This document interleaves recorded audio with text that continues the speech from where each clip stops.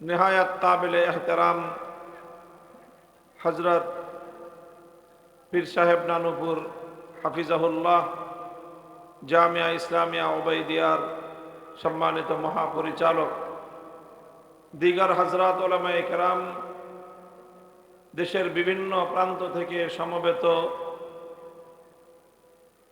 সোহবতে আউলিয়া আল্লাহর অভিপ্রায়ে সমবেত এই নানুপুর কাননে আমার প্রাণপ্রিয় সত্যান্বেষী সালেকিন হযরত, আমি সর্বপ্রথম নিজেকে সৌভাগ্য মনে করছি যে আল্লাহ পাক রব্বুল আলামিন আমাদের আকাবির এবং আসলাফদের এই ইয়াদগার আল্লাহ পাক রব্বুল আলামিনের মোহাব্বত এবং ভালোবাসা, তাকওয়া এবং খাশিয়াতে ইলাহির নূর এবং আলোর দ্বারা নিজেকে আলোকিত করবার এই মহান মারকাজে আল্লাহ আমাকে হাজিরি দেওয়ার তৌফিক দান করেছেন। এই খানকাহে জমিরিয়ার ফয়েজের দ্বারা কিছু সময়ের জন্য নিজেকে ফয়েজয়াব করার সুযোগ আল্লাহ আমাকে দিয়েছেন এবং আমাদের সকলকে দিয়েছেন। এর উপরে দেশের বরেণ্য ওলামায়ে কেরাম, বুজুর্গানে দ্বীনের সোহবত এবং তাদের জুবানের কিছু কথা আলোচনা শোনারও তৌফিক আমাদের হয়েছে। এগুলো সব আল্লাহ পাক রব্বুল আলামিনের নিয়ামত। এই জন্য আল্লাহর দরবারে শুকরগুজারি আদায় করি, আলহামদুলিল্লাহ। এই নানুপুরে বাংলাদেশের মানুষ, গোটা বাংলাদেশের সকল প্রান্তের মানুষ,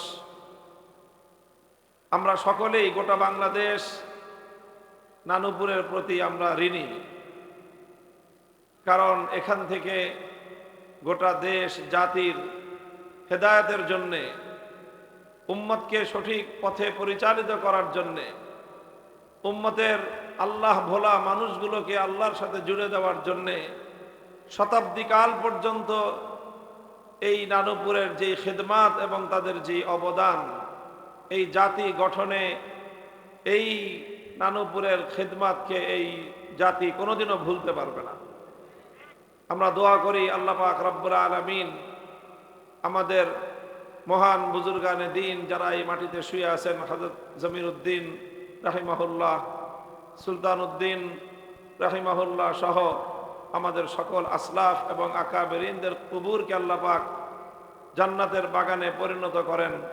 আল্লাহ লক্ষ কোটি রহমতের দ্বারা আল্লাহ পাক সেই কবরগুলোকে আলোকিত করে রাখেন। মুহতারাম হাজিরিন, এই সময়ে খুব লম্বা কোনো আলোচনা করার অবকাশ নেই এবং প্রয়োজনও আমি মনে করছি না। আমার পূর্বেই আমার ভাই মাওলানা খালেদ সাইফুল্লাহ আইয়ুবী হাফিজাহুল্লাহ, তিনি একটা বিষয়ে কথা বলতেছিলেন এবং আমাদের বুজুর্গানে দ্বীনের যারাই আমরা কিছুটা সোহবত লাভ করার সৌভাগ্য অর্জন করি, আমরা কোরআনে কারীমের এই আয়াত, সূরাতুল বারাআতের এই আয়াত আমরা তেলাওয়াত করি এবং এই আয়াতের মাধ্যমে আমরা অনুপ্রেরণা লাভ করি। ইয়া আইয়ুহাল্লাযীনা আমানুত্তাকুল্লাহা ওয়া কুনু মা'আস সাদিকিন। তাকওয়ার গুরুত্ব, আল্লাহকে ভয় করার, খাশিয়াতে ইলাহি হাসিল করার, তাকওয়া অর্জন করার যে গুরুত্ব, ফজিলত, তার যে প্রয়োজনীয়তা দুনিয়া এবং আখিরাতে সব জায়গায়, সেটা অনস্বীকার্য। এবং এই তাকওয়া হাসিল করার সহজতম পদ্ধতি এবং সর্বকালীন পদ্ধতি, সকল আম্বিয়ায়ে কেরামের দেওয়া পদ্ধতি হলো তাকওয়া হাসিল করার জন্য কোরআনী নুসখা, কোরআনের রাহনুমাই হলো যে আল্লাহ ওয়ালাদের সোহবতের চেয়ে তাকওয়া হাসিল করার জন্য সহজ এবং কার্যকর আর কোনো পদ্ধতি নাই।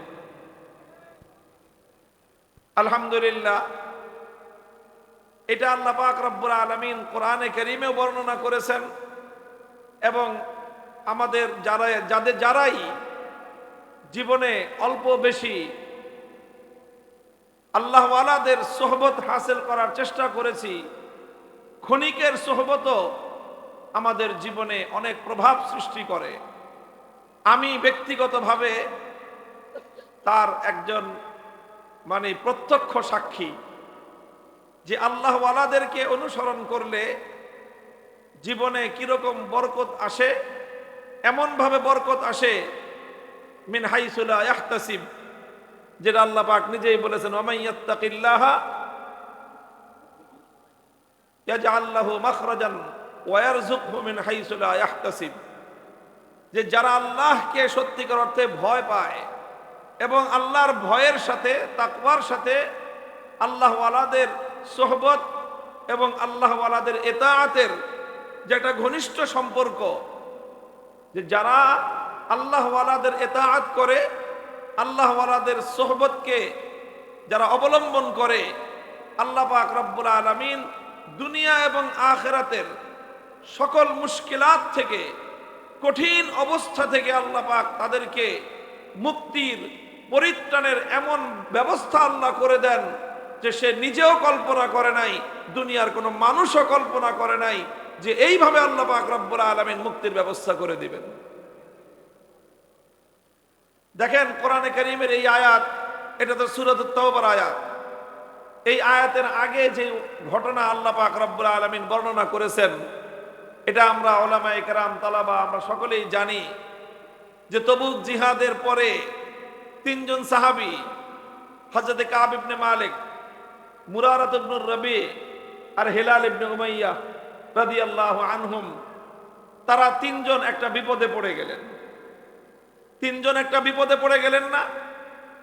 কথা ছিল আল্লাহর নবীর পক্ষ থেকে যে তবুক জিহাদে অবশ্যই অংশগ্রহণ করতে হবে, কারো জন্য তবুকের জিহাদ থেকে পিছপা থাকার সুযোগ নাই।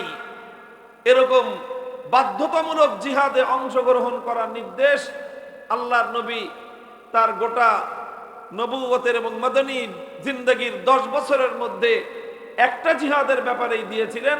সেই জিহাদটা হলো তবুকের জিহাদ, যেটাকে ইসলামের পরিভাষায় বলা হয় নাফিরে আম, সকলের জন্য অংশগ্রহণ করা বাধ্যতামূলক। যাকে আল্লাহর নবী নিজে অনুমতি দিয়েছেন অথবা অন্য কাজে নিয়োগ দিয়েছেন, সে ছাড়া মদিনার প্রত্যেকটা সুস্থ পুরুষকে এই যুদ্ধে অংশগ্রহণ করতেই হবে। সবাই অংশগ্রহণ করলেন। দুই শ্রেণীর মানুষ এই যুদ্ধে অংশগ্রহণ থেকে বিরত থাকলো। এক হলো যারা নেককার কিন্তু মাজুর।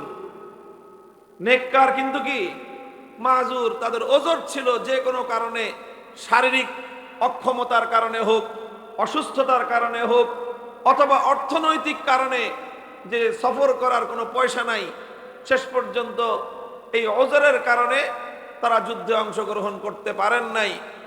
এই রকম অল্প কিছু মাজুর তারা জিহাদ থেকে বিরত ছিলেন। আরেক দল ছিল জিহাদ থেকে বিরত, এই সবগুলো হলো ভণ্ড মুনাফিক, যাদের কোনো ওজর ছিল না, যাদের কোনো যুদ্ধ থেকে, জিহাদের অংশগ্রহণ থেকে পিছপা থাকার কোনো ওজর তাদের ছিল না, কিন্তু তারা নানা রকম মিথ্যা অজুহাত তৈরি করে জিহাদে অংশগ্রহণ থেকে বিরত থাকলো।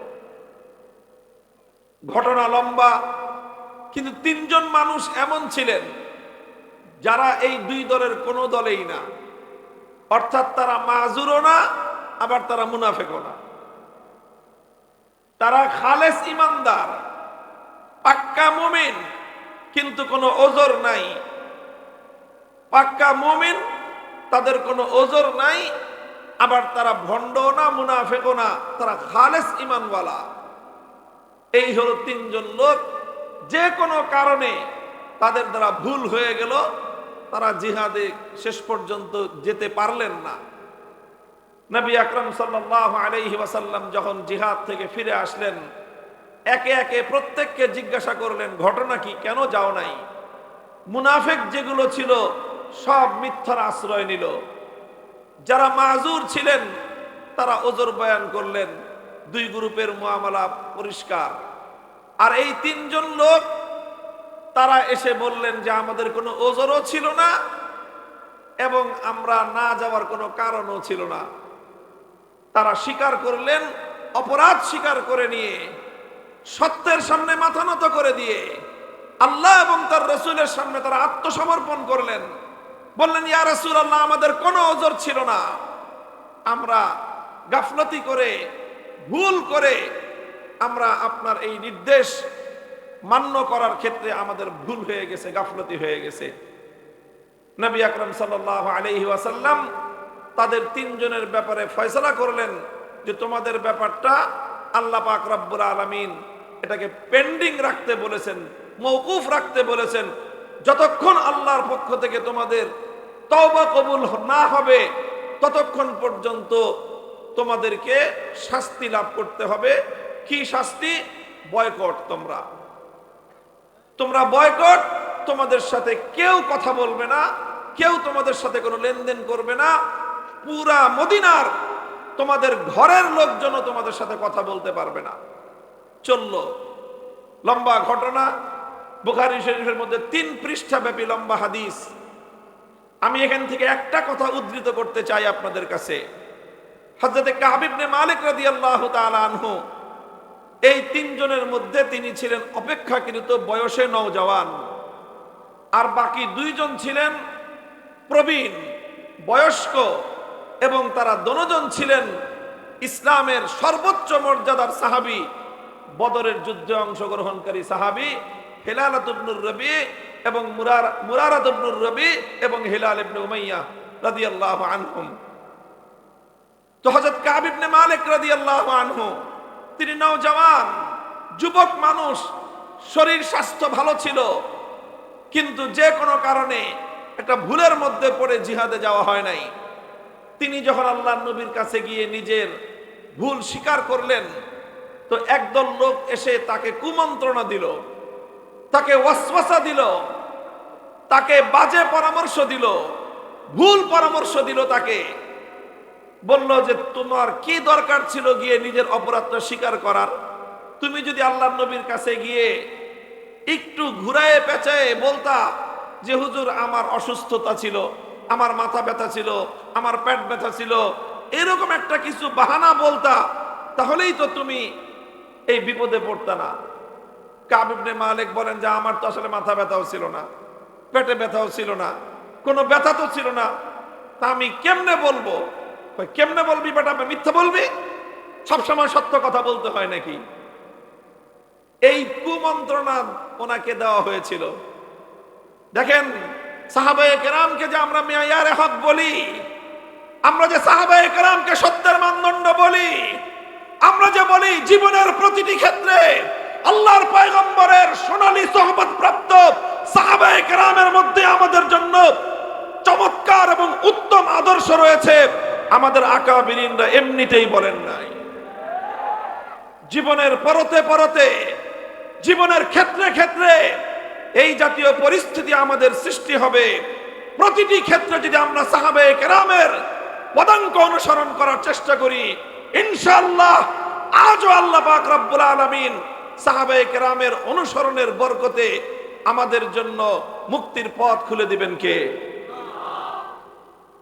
হযরত কাব ইবনে মালিক কারো কুমন্ত্রণায় তিনি কান দিলেন না, কারো ভুল পরামর্শ তিনি শুনলেন না। তিনি চিন্তা করলেন যে এই যে নিজেদের ভুল স্বীকার করে নিয়ে এই রকম বিপদের সম্মুখীন হয়েছে কে কে? 2 লোক তিনি পেলেন যে উনি যেরকম বিপদে পড়েছেন ওনার মতো আরো 2 জন এরকম বিপদে পড়েছেন। উনি চিন্তা করলেন যে যারা পরামর্শ দেয় এরা কেমন, যারা আমাকে মিথ্যা বলার পরামর্শ দেয়, যারা আমাকে মিথ্যা অজুহাত দিয়ে আল্লাহর নবীর কাছে ওজর বয়ান করার পরামর্শ দেয়, এদের আমল কেমন, এদের আখলাক কেমন, এদের তাকওয়া পরহেজগারি কেমন? আর যেই 2টা লোক তারা কোনো মিথ্যার অজুহাত নেয় নাই, সত্য স্বীকার করে নিয়ে বিপদে পড়েছে, ওই 2টা লোক কেমন? তো তিনি চিন্তা করে দেখলেন, যাকারু রাজুলাইনি সালিহাইনি শাহিদা বাদরান, যেই 2 জন লোক সত্য স্বীকার করে বিপদে পড়েছেন তারা নেককার লোক, তারা সালেহ লোক, আল্লাহওয়ালা লোক, বদরের যুদ্ধে অংশগ্রহণকারী, ইসলামের আল্লাহর পয়গম্বরের সেই সর্বোচ্চ মর্যাদা সম্পন্ন বদরি সাহাবী। তখন তিনি একটা সিদ্ধান্ত গ্রহণ করেছিলেন, হে উম্মত, হে আমার ভাইয়েরা, বিশেষ করে আমার তরুণ প্রজন্মের আমাদের ছাত্র ভাইয়েরা, আমি তোমাদেরকে এই ঘটনা থেকে ইবরাত এবং শিক্ষা গ্রহণ করার পরামর্শ দিচ্ছি এবং সেই সঙ্গে আমি আমার নিজের অভিজ্ঞতার কথা তোমাদের কাছে শেয়ার করতেছি, বলতেছি। হযরত কাব ইবনে মালিক তিনি এক পাল্লায় সকল বুদ্ধিদাতা, কুমন্ত্রণাদাতা, সব ধরনের পরামর্শদাতাকে এক পাল্লায় রাখলেন। দুইজন আল্লাহওয়ালা সালেহ ব্যক্তির মতামতকে তিনি আরেক পাল্লায় রাখলেন। সমস্ত কুমন্ত্রণাদাতাদের পরামর্শের দিকে তিনি প্রত্যাখ্যান করে দুইজন আল্লাহওয়ালা ব্যক্তির আনুগত্য এবং অনুসরণকে নিজের জন্য কল্যাণকর মনে করলেন। এর বিনিময়ে কি হলো? এর বিনিময়ে 50টা দিন কষ্ট করলেন। 50টা দিন কষ্ট করলেন। পৃথিবী তার জন্য সংকুচিত হয়ে এসেছিল, কঠিন বিপদে ছিলেন। কিন্তু 50 দিন পর আল্লাহ এমন নেয়ামত দান করলেন, তিনজনের জন্য আল্লাহ কোরআনের আয়াত নাজিল করলেন। কিয়ামত পর্যন্ত দুনিয়ার মানুষ এই তিন সাহাবীর নামে কোরআনের আয়াত তেলাওয়াত করবে। কিয়ামত পর্যন্ত আনেওয়ালা উম্মত সাহাবায়ে কেরামের কাছ থেকে ভুল হয়ে গেলে কিভাবে শুধরাতে হয়, কিভাবে সত্যকে গ্রহণ করে বিপদ থেকে উদ্ধারের জন্য আর কারো কাছে নয়, একমাত্র আল্লাহর কাছেই ধর্ণা দিতে হয়, তার আদর্শ এবং তার নমুনা, তার শিক্ষা দিয়ে গেলেন। কিয়ামত পর্যন্ত উম্মতে মুসলিমা এই তিন সাহাবীর ঘটনা থেকে তওবার শিক্ষা গ্রহণ করবে। আলহামদুলিল্লাহ, এই তিনজন ব্যক্তি উম্মতের জন্য মেয়ার হয়ে গেলেন, তওবার মেয়ার।